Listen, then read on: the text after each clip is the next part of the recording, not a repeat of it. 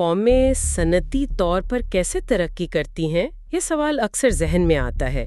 کیا یہ بس قسمت کا کھیل ہے یا اس کے پیچھے کوئی گہری منصوبہ بندی ہوتی ہے؟ جی، یہ ایک بنیادی سوال ہے۔ آج ہم اسی پر بات کریں گے۔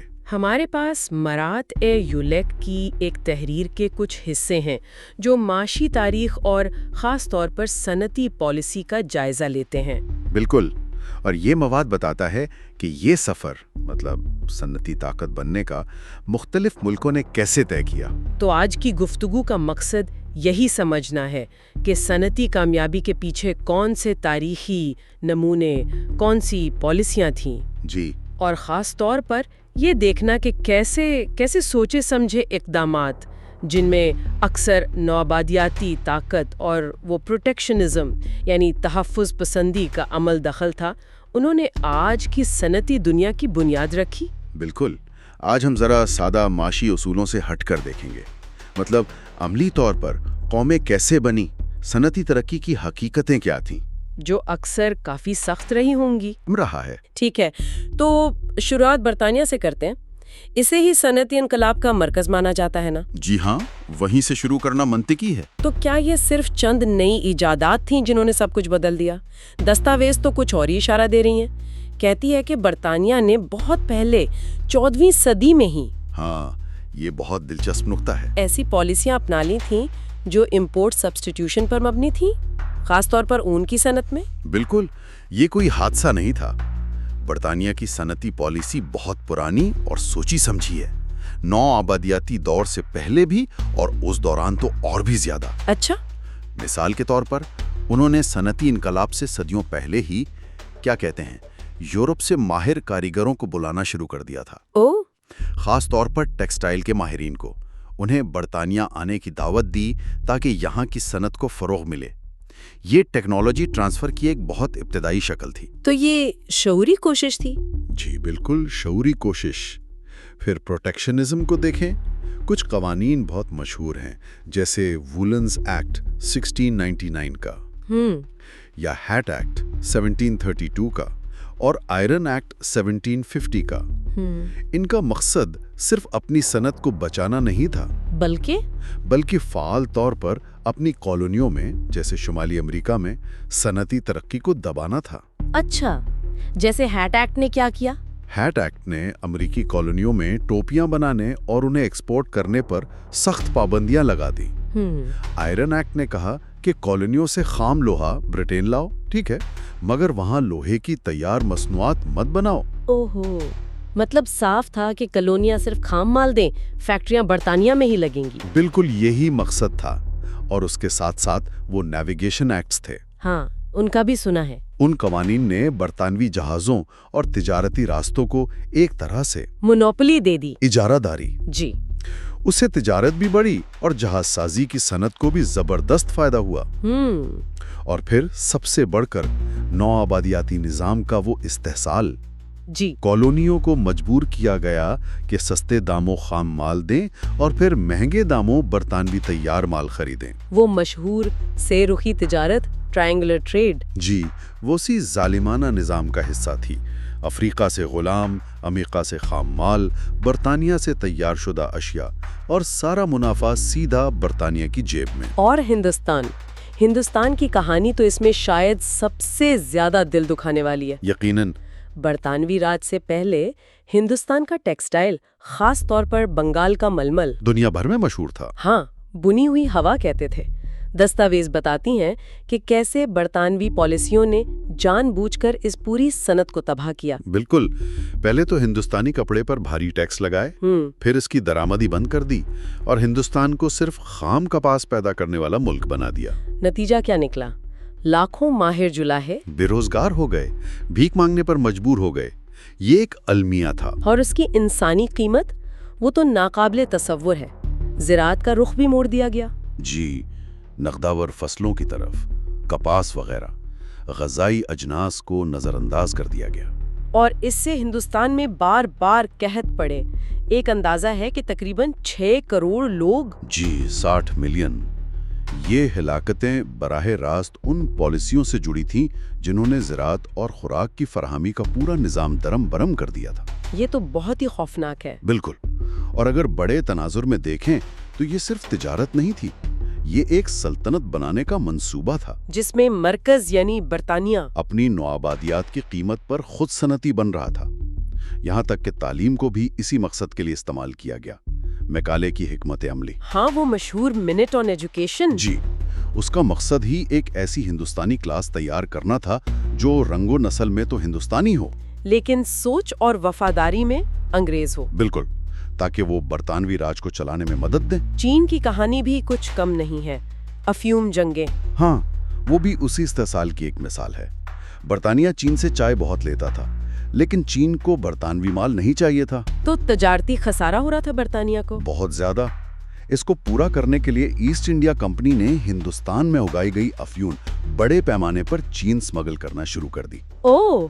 جب چینی حکومت نے زہر کو روکنے کی کوشش کی تو برطانیہ نے آزاد تجارت کے نام پر جنگ چھیڑ دی، پہلی افیون جنگ۔ اور چین ہار گیا؟ جی، ہار گیا، اور اسے غیر مساوی معاہدوں پر دستخط کرنے پڑے، جنہوں نے نہ صرف افیون کی تجارت کو قانونی بنا دیا بلکہ مغربی طاقتوں کو چین میں بہت سی مراد بھی دے دی۔ یہ جاننا بھی دلچسپ ہے کہ کچھ برطانوی سیاستدان جیسے گلیڈسٹون اس کے خلاف تھے۔ جی، گلیڈسٹون نے مخالفت کی تھی۔ اس کی ایک ذاتی وجہ یہ بھی بتائی جاتی ہے کہ ان کی اپنی بہن افیون ملے طبی نسخوں کی عادی ہو گئی تھی۔ اچھا، تو برطانیہ نے تو اپنی سلطنت کا بھرپور استعمال کیا، لیکن باقی ملک جن کے پاس نو آبادیات نہیں تھیں یا جو دیر سے آئے، انہوں نے کیا کیا؟ کتاب تو کہتی ہے ریاستی مداخلت وہاں بھی تھی۔ جی ہاں، یہی نمونہ دوسری جگہوں پر بھی نظر آتا ہے۔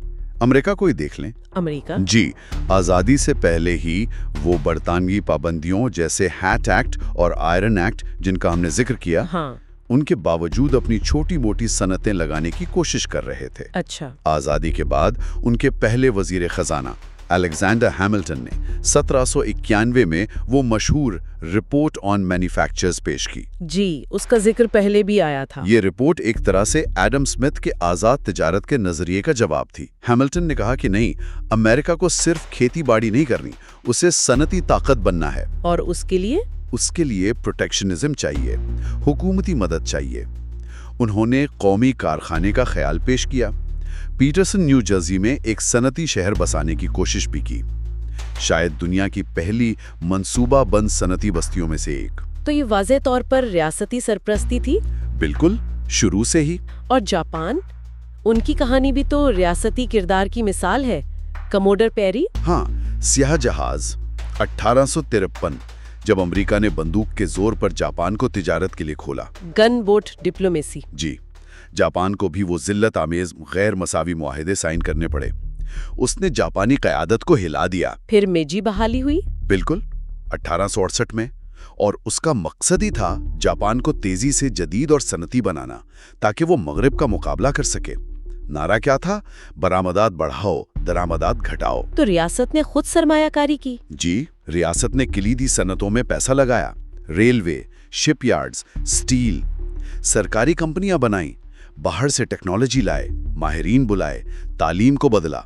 یہ اوپر سے نیچے تک ایک منظم ریاستی کوشش تھی۔ دوسرے یورپی ممالک میں بھی ایسا ہی ہوا؟ جی، فرانس میں دیکھیں، 17ویں صدی میں ہی کولبرٹ نے کولبرٹزم کے نام سے پالیسیاں بنائیں۔ اچھا۔ خاص شعبوں جیسے ٹیکسٹائل، شیشہ سازی کو چنا، غیر ملکی ماہرین کو بلایا، وینس کے شیشہ ساز، ڈچ جلاہے، درآمدات پر ٹیکس لگائے، سرکاری مدد سے بڑی کمپنیاں بنائیں۔ اور جرمنی؟ وہ تو دیر سے آیا تھا اس دوڑ میں۔ ہاں، جرمنی 19ویں صدی تک تو بٹا ہوا تھا۔ زولورائن یعنی کسٹم یونین 1834 میں بنی، اس سے کچھ آسانی ہوئی۔ پھر بسمارک کا دور آیا؟ جی، پرشیا نے خاص طور پر بسمارک کے دور میں برطانیہ کے برابر آنے کی شدید خواہش کے تحت صنعتی ترقی کو ریاستی پالیسی بنایا۔ انہوں نے کیا کیا؟ ریاست نے خود کان کنی، دھات سازی میں سرمایہ کاری کی، نجی صنعتوں کو سبسڈی دی، اور سب سے اہم تکنیکی تعلیم اور یونیورسٹیوں کو صنعت سے جوڑا۔ یہ ماڈل بہت کامیاب رہا۔ اور روس میں پیٹر دی گریٹ، ان کی کہانی تو کمال ہے۔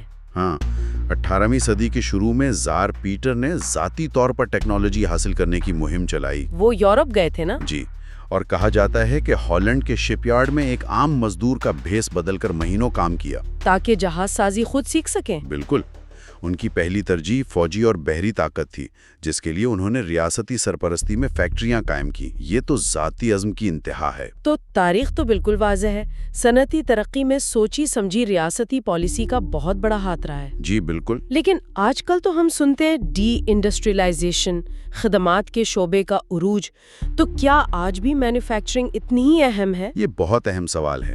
دیکھیں، یہ سچ ہے کہ ترقی یافتہ ملکوں کی جی ڈی پی میں مینوفیکچرنگ کا حصہ کم ہوا ہے۔ ہاں، فیصد کے حساب سے۔ 70 کی دہائی میں یہ 25-35% ہوتا تھا، اب شاید 10-20% ہے۔ لیکن اس کا مطلب یہ نہیں کہ مینوفیکچرنگ غیر اہم ہو گئی ہے۔ اچھا، اگر آپ کل پیداواری مالیت دیکھیں، یعنی ٹوٹل ویلیو ایڈڈ، تو یہ ممالک اب بھی بہت بڑی مقدار میں صنعتی اشیاء بنا رہے ہیں۔ امریکہ آج بھی چین کے بعد دنیا کا دوسرا سب سے بڑا مینوفیکچرر ہے۔ اور کتاب کے اعداد و شمار بھی یہی بتاتے ہیں کہ دنیا کے امیر ترین ممالک بنیادی طور پر صنعتی ممالک ہی ہیں۔ ایک اور زاویہ یہ ہے کہ امیر اور غریب ممالک کیا برآمد کرتے ہیں۔ بالکل، امیر ممالک کیا بیچتے ہیں؟ پیچیدہ مشینری، کیمیکلز، ادویات، گاڑیاں، ہوائی جہاز۔ اور غریب ممالک؟ زیادہ تر خام مال، زرعی اجناس، معدنیات، یا پھر بہت سادہ تیار شدہ چیزیں جیسے کپڑا، جوتے۔ اسے آپ مہارت کی سیڑھی کہہ رہے تھے؟ جی، سفسٹیکیشن لیڈر۔ مینوفیکچرنگ، خاص طور پر پیچیدہ مینوفیکچرنگ ہی اس سیڑھی پر اوپر چڑھنے کا راستہ ہے۔ نکولس کولڈر نے کہا تھا کہ مینوفیکچرنگ معاشی ترقی کا انجن ہے۔ کیوں؟ اس کی وجہ کیا ہے؟ اس کے روابط، لنکیجز۔ جب آپ ایک فیکٹری لگاتے ہیں تو اسے خام مال، پرزے، بجلی وغیرہ چاہیے، بیکورڈ لنکیجز۔ ٹھیک۔ پھر اس کی بنی ہوئی چیز کو ٹرانسپورٹ کرنا ہے، بیچنا ہے، مرمت کرنا ہے، فارورڈ لنکیجز۔ یہ رابطے مینوفیکچرنگ میں زراعت یا خدمات سے زیادہ مضبوط ہوتے ہیں۔ اچھا۔ اسی لیے مینوفیکچرنگ میں پیدا ہونے والی طلب پوری معیشت کو زیادہ تحریک دیتی ہے۔ ایک تحقیق کے مطابق امریکہ میں مینوفیکچرنگ میں $1 کی ڈیمانڈ سے معیشت میں $1.33 کی کل پیداوار پیدا ہوتی ہے۔ یہ تو خدمات سے زیادہ ہے۔ جی، خدمات سے زیادہ ہے۔ اور یہ اسمائل کرو والی بات، یہ بھی بڑی دلچسپ لگی مجھے۔ ہاں، اسمائل کرو کا تصور اہم ہے۔ یہ دکھاتا ہے کہ کسی پروڈکٹ کی ویلیو چین میں اصل منافع کہاں ہے۔ کرو کے بیچ میں، یعنی صرف اسمبلی؟ جی، جسے کتاب فیکٹری سازی کہتی ہے، وہاں بہت کم ویلیو ایڈیشن ہے۔ آئی فون کی مثال لیں، فاکس کون جو آئی فون اسمبل کرتی ہے، اسے قیمت کا کتنا حصہ ملتا ہے؟ 1% سے بھی کم۔ کیا بات ہے! اصل منافع، اصل ویلیو کرو کے کناروں پر ہے، یعنی پیداوار سے پہلے R&D، ڈیزائن، برانڈنگ، اور پیداوار کے بعد marketing, distribution, after sale service. تو اس کا مطلب یہ ہوا کہ کامیاب صنعتی پالیسی کا مقصد صرف فیکٹریاں لگانا نہیں، بالکل نہیں، بلکہ اس مسکراہٹ کے اوپر والے کناروں تک پہنچنا ہے۔ ٹھیک، آپ نے بالکل صحیح نقطہ اٹھایا۔ دراصل صنعت کاری کیا ہے؟ یہ صلاحیت سازی ہے، کیپیسٹی بلڈنگ۔ صرف مشینیں لگانا نہیں جی، انسانی صلاحیت، ہنرمند مزدور، انجینئر، مینیجرز، ادارہ جاتی صلاحیت، کوالٹی کنٹرول، مالیاتی نظام، ریسرچ سینٹر، یہ سب بنانا پڑتا ہے۔ اور یہ مراحل میں ہوتا ہے؟ جی، عام طور پر کئی مراحل ہیں۔ پہلے آپ چیزیں درآمد کرتے ہیں، پھر ٹیکنالوجی کو اپنانا سیکھتے ہیں، پھر اس کی نقل کرنا شروع کرتے ہیں، اور آخر میں خود نئی چیزیں ایجاد کرتے ہیں۔ بالکل، انوویشن۔ مسئلہ یہ ہے کہ بہت سے ترقی پذیر ممالک درآمد اور اپنانے سے آگے نہیں بڑھ پاتے، وہ درمیانی آمدنی کے جال میں پھنس جاتے ہیں۔ Middle income trap. جی، نقل کرنے اور پھر اختراع کرنے تک پہنچنے کے لیے شعوری مؤثر پالیسیوں کی ضرورت ہے۔ اس کے لیے ملک میں ایک مضبوط صنعتی پرت یا انڈسٹریل لیئر کی ضرورت ہے۔ اس سے کیا مراد ہے؟ اس سے مراد صرف فیکٹریاں نہیں ہیں، بلکہ تجربہ کار صنعت کار، ہنرمند مزدور اور ایسے مالیاتی ادارے جو صنعتی منصوبوں کو سمجھیں اور ان میں پیسہ لگائیں۔ اچھا۔ صنعتی کاروباری، انڈسٹریل انٹرپرینورز عام تاجر سے مختلف ہوتے ہیں۔ وہ زیادہ رسک لیتے ہیں، لمبا سوچتے ہیں، انہیں خاص مالی مدد چاہیے ہوتی ہے، جیسے development banks, venture capital, private equity, اور تعلیم کو بھی ان صنعتی ضرورتوں کے مطابق ڈھالنا پڑتا ہے۔ جرمنی کی مثال سامنے ہے۔ لیکن حکومتیں یہ کیسے طے کریں کہ کن شعبوں پر توجہ دیں؟ کامیاب شعبوں کا انتخاب، پکنگ دی ونرز، یہ تو بڑا مشکل کام ہے۔ تو مشکل اور متنازعہ بھی۔ کتاب کچھ معیارات بتاتی ہے جن کی بنیاد پر فیصلہ کیا جا سکتا ہے۔ مثلاً پہلا ہے VGR، یعنی معاشی اضافی قدر پیدا کرنے کی صلاحیت۔ कौन सा शोबा मुस्तकबिल में ज्यादा वैल्यू ऐड कर सकता है। ठीक। दूसरा है सीखने की गहराई। किस शोबे में काम करने से मुल्क की कंपनियां और लोग ज्यादा तेजी से नई महारतें सीख सकते हैं। तीसरा है तकनीकी गहराई, टेक्नोलॉजी कितनी जदीद और अहम है। और चौथा रवाबित, इस शोबे के मईशत के दूसरे हिस्सों से कितने मजबूत ताल्लुकात हैं, ताकि उसकी तरक्की से दूसरों को भी फायदा हो। बिल्कुल। एक और अहम नुक्ता तरतीब का है, सीक्वेंसिंग। तरतीब? जी, किताब कहती है कि पहले सनती पॉलिसी पर तवज्जो दें, फिर साइंस, टेक्नोलॉजी और इख्तरा यानी STI की पॉलिसी को मजबूत करें। मतलब पहले सनती बुनियाद बनाएं? हाँ, जब तक ठोस सनती बुनियाद और अमली तजुर्बा ना हो, बहुत ज़्यादा बुनियादी तहकीक पर पैसा लगाना शायद इतना मौसर ना हो। शुरू में अप्लाइड रिसर्च, मौजूदा टेक्नोलॉजी को अपनाना, बेहतर बनाना, ये ज़्यादा मुफीद हो सकता है। और एक और टूल का जिक्र था, तरक्की पर मबनी अवामी खरीदारी। जी, डेवलपमेंट बेस्ड पब्लिक प्रोक्योरमेंट या DBP। आसान अल्फाज में हुकूमत अपनी बड़ी खरीदारी की ताकत इस्तेमाल करे ताकि मकामी कंपनियां आलमी मयार की चीज़ें बनाना सीखें। कोई मिसाल? जैसे स्वीडन ने साब को ग्रिपिन लड़ाका तैयारा बनाने का ठेका दिया तो शर्त रखी कि टेक्नोलॉजी मकामी तौर पर तैयार हो। अच्छा। इसी तरह यूरोपीय ममालिक ने मिलकर एयरबस को कामयाब बनाया। इसमें सरकारी खरीदारी के वादों का बड़ा किरदार था। तो इन सब बातों का खुलासा क्या है? लुब्बे लबाब क्या निकला? बुनियादी पैगाम तो यही लगता है कि सनती कामयाबी कोई हादसा नहीं होती, न ही ये सिर्फ आज़ाद मंडियों का नतीजा है। तारीख तो यही बताती है। बिल्कुल। इसके पीछे हमेशा सोची समझी, अक्सर जारहाना और तहफ़्फ़ुज़ पसंद रियासती पॉलिसियां रही हैं। नौआबादियाती ताकत का इस्तेमाल, मखसूस शोबों को चुनकर उनकी सरपरस्ती, ये सब इसका हिस्सा रहा है। और इस तारीख को समझना आज के लिए क्यों ज़रूरी है? इसलिए कि ये आज की दुनिया के माशी अदम तवाज़ुन और तरक्की पजीर ममालिक को जो चैलेंजेस दरपेश हैं, उन्हें समझने में मदद देता है। मतलब ये सिर्फ ये जानना नहीं कि क्या करना है, बल्कि कैसे करना है, ये भी उतना ही अहम है। कौमी सतह पर सलाहियतें बनाना एक लंबा मरहलावार काम है। इसके लिए मुस्तकिल अज़्म और हिकमत अमली चाहिए। तो आखिर में समाईन के लिए एक सवाल छोड़ जाते हैं जिस पर वो सोचें। जी ज़रूर। इस तारीखी पसे मंज़र को देखते हुए आज के तरक्की पजीर ममालिक को आलमगिरियत के इस दौर में क्या करना चाहिए? क्या वो माजी की तहफ़्फ़ुज़ पसंद हिकमत अमलियों को अपना सकते हैं जबकि दुनिया बज़ाहिर आज़ाद तजारत पर चल रही है? या फिर उन्हें अपनी सनती सलाहियत बनाने और वैल्यू चेन में ऊपर चढ़ने के लिए बिल्कुल नए जदीद रास्ते और पॉलिसियां तलाश करने की ज़रूरत है? ये एक बड़ा सवाल है आज के दौर का।